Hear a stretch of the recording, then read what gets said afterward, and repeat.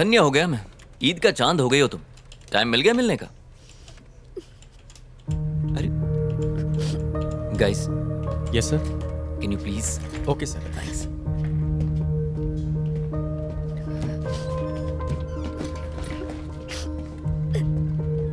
रचना, hey, क्या हुआ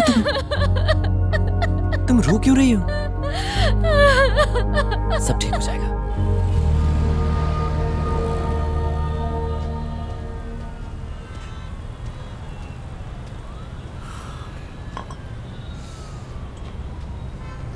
I am sorry Aditya. किस लिए? कई दिनों से मैंने तुम्हें परेशान किया। पिछले एक हफ्ते से। लगता है तुम मुझे अपना नहीं समझती और इसीलिए तुम जरूर मुझसे कुछ छुपा रही हो। नहीं बताना तो मत बताओ, लेकिन इतना याद रखो कि बुरे वक्त पर हमेशा अपने ही काम आते हैं। और जानती हो कितनी फिक्र हो रही थी तुम्हारी। तुम्हें कोई परेशान कर रहा है क्या? कोई पीछे पड़ा हुआ है? नहीं, मैं ठीक हूँ। मुझे कोई परेशान नहीं कर रहा, सिर्फ थोड़ा बहुत काम का प्रेशर है। ठीक है, छोड़ो इन बातों को। तुम्हारे प्रेशर को कम करने के लिए मेरे पास एक तोहफा है। भूल गई? अरे तुमने आर.के. पुरम फ्लाईओवर पर हुए एक्सीडेंट्स की रिपोर्ट मांगी थी ना? ये वही है तुम्हारी स्टोरी के लिए। चलो अब तो मुस्कुरा दो। जो तुम्हें चाहिए था वो तुम्हें दे रहा हूं।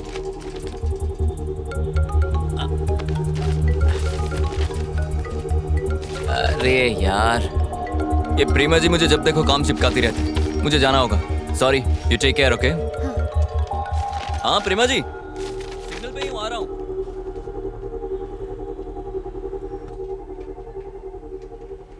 पॉज करो। अब दूसरा कैमरा दिखाओ।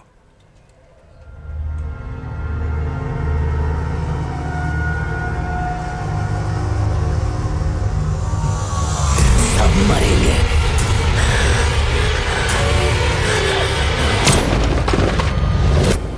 तुम्हारे सामने लड़ाई होती रही, तुम्हारे ही सामने गोली चली और वो मर गए। सिर्फ 2 दिन में 3 लोग मारे गए, वो भी पुलिस वालों के सामने।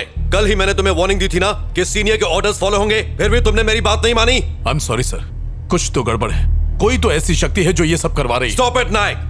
जो 3 लोग मरे उनमें बस 2 ही कनेक्शंस हैं। पहले हो तुम, दूसरी तुम्हारी फ्रेंड रचना। तुम लोग वहां क्या कर रहे थे? खड़े खड़े तमाशा देख रहे थे। अब तुम तीनों पर इंक्वायरी कमीशन बैठेगा, समझे? किसी की गलती नहीं है सर, सारी जिम्मेदारी मैं लेता हूं। सर। जाओ। Yes sir.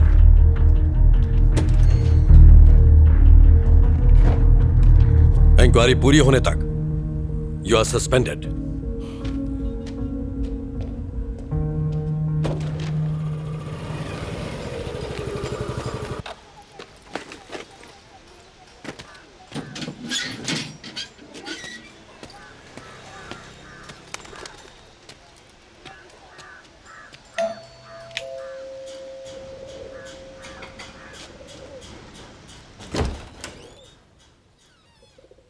रितेश, हाँ। मेरा नाम रचना है। मैं टाइम्स ऑफ इंडिया में काम करती हूँ। मुझे आपसे कुछ बात करनी है। किस बारे में? मैं आर.के. पुरम फ्लाईओवर पर होने वाले एक्सीडेंट्स पर एक स्टोरी तैयार कर रही हूँ। उस सिलसिले में आपसे बात करनी है। माया और मेरी लव मैरिज हुई थी।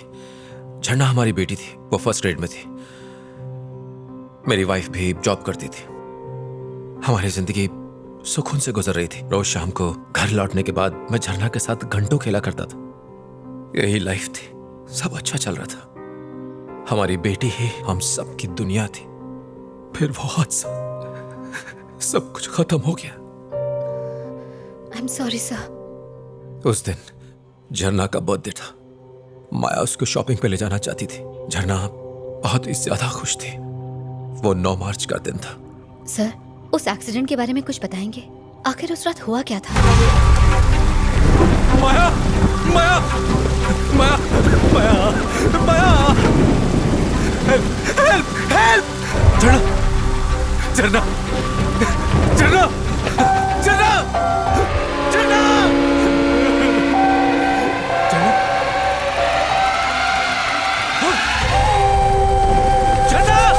झरना, पुलिस ने रैश ड्राइविंग कहकर केस को बंद कर दिया। मैं संभाल कर ड्राइव किया करती थी, मैं जानता हूं। लेकिन एक्सीडेंट की रात को एक कार फ्लाईओवर से गुजरी थी, उसी कार ने एक्सीडेंट कर दिया। ट्रैफिक कैमरा में उस कार की फोटो रिकॉर्ड भी हुई थी, पर पुलिस ने कोई इन्वेस्टिगेशन नहीं की। एक रात में, सिर्फ एक रात में पूरी फैमिली खो दी। I am really sorry sir, मुझे आपको ये सब याद नहीं दिलाना चाहिए था। कोई बात नहीं, इसमें आपकी कोई गलती नहीं।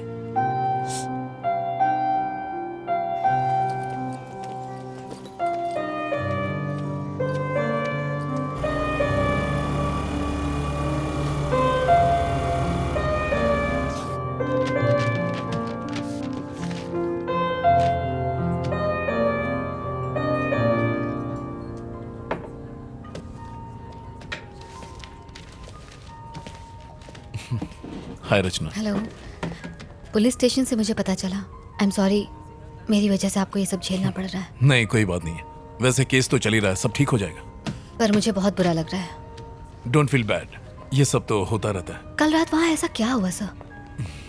रिपोर्ट से पता चला कि उन्होंने ड्रग्स ली थी, हो सकता है उसी का असर हो। सर, आज मैं रितेश नाम के एक आदमी से मिली थी। फ्लाईओवर पर हुए एक्सीडेंट में उसने अपनी फैमिली खो दी। ये फ्लाईओवर तुम्हारे दिमाग से निकल ही नहीं रहा है। एक मिनट,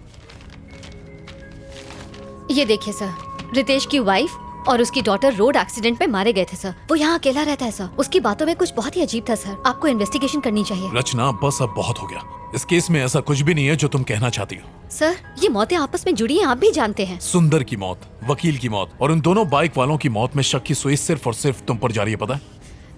मैं इसमें शामिल नहीं हूँ सर। ये मैं जानता हूँ, पर बाकी तो नहीं जानते ना। तुम फंस जाओगी, सालों तक पुलिस स्टेशन और कोर्ट के चक्कर काटोगी, फाइनली वो तुम्हें ही कातिल ठहराएंगे। सर, उस फ्लाईओवर पर जो भी यू टर्न ले रहा है वही मर रहा है, और आप कह रहे हैं कि मुझे चुप रहना चाहिए? रचना, मैंने बहुत सी मौतें देखी, बाद में कुछ नहीं होता, और तुम्हें भी यही मानकर चलना चाहिए।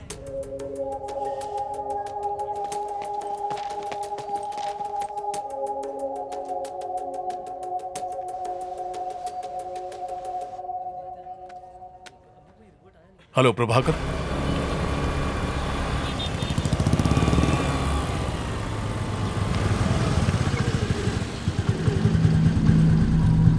कुछ सवालों के जवाब तुम्हारे लिए जानलेवा हो सकते हैं। अब मैंने ये केस छोड़ दिया है, तुम्हारी मदद नहीं कर पाऊंगा।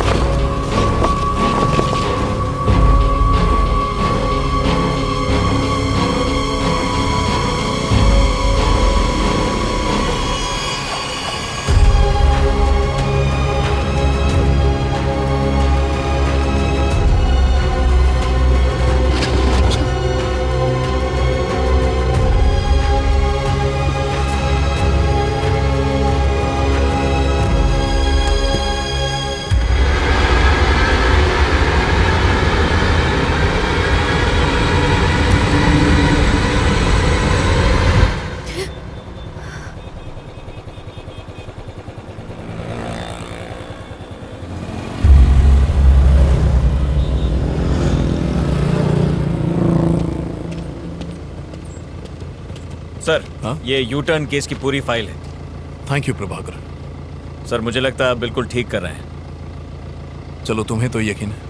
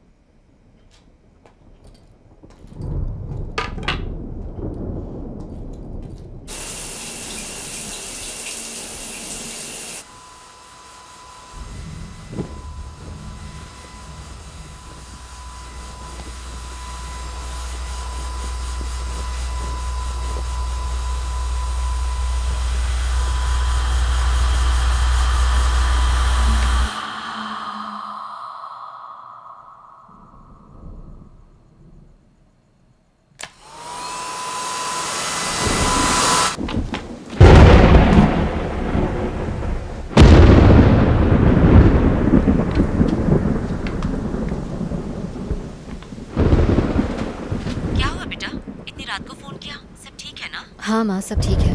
शादी के लिए लड़का मिला या अभी तक ढूंढ ही रही है? फिर से ड्रामा शुरू मत करो माँ। खाना खाया? बस अब तेरी बारात में ही जी भर के खाऊंगी। पापा कैसे हैं? यही पड़े, खर्राटे ले लेके नाक में दम कर दिया है। ठीक से बात करो ना माँ, नहीं तो मैं फोन रख दूंगी प्लीज। पापा ठीक है, मैं ठीक हूँ, तेरा डॉगी भी ठीक है। और कुछ पूछना है? माँ मुझे बहुत डर लग रहा है। अर्चू, कुछ गड़बड़ है क्या? क्या हुआ बेटा?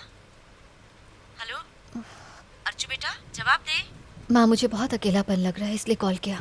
इसीलिए तो कहती हूँ शादी कर ले। शादी कर लेगी तो ना अकेली रहेगी ना डर लगेगा। पर तुझे मेरी बात सुननी कहाँ है? कहाँ है तू इस वक्त? माँ ऑफिस में एक लड़का है जो। अरे वाह, मैं कल ही आती हूँ उससे मिलने के लिए। उसके माँ बाप का नंबर भेज, मैं कल ही उनसे बात करूंगी। माँ अभी बात वहाँ तक नहीं पहुँची है। तो कहाँ तक पहुँची? मैं उसे पसंद करती हूँ और वो भी मुझे बहुत पसंद करता है। डिटेल में बता ना क्या बात हुई। तू पढ़ी लिखी है, सुंदर है, तुझे कौन मना करने वाला है? दिया लेके ढूंढेंगे ना तो भी नहीं मिलेगी तुझ जैसी लड़की। माँ बस करो, ये डायलॉग्स मारने बंद करो। मैं फोन रखती हूँ, बाय। ए रच्चू, नंबर तो भेज।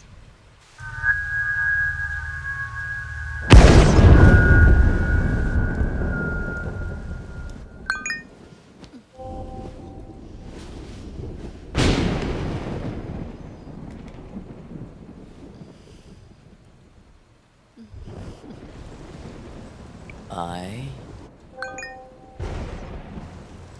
love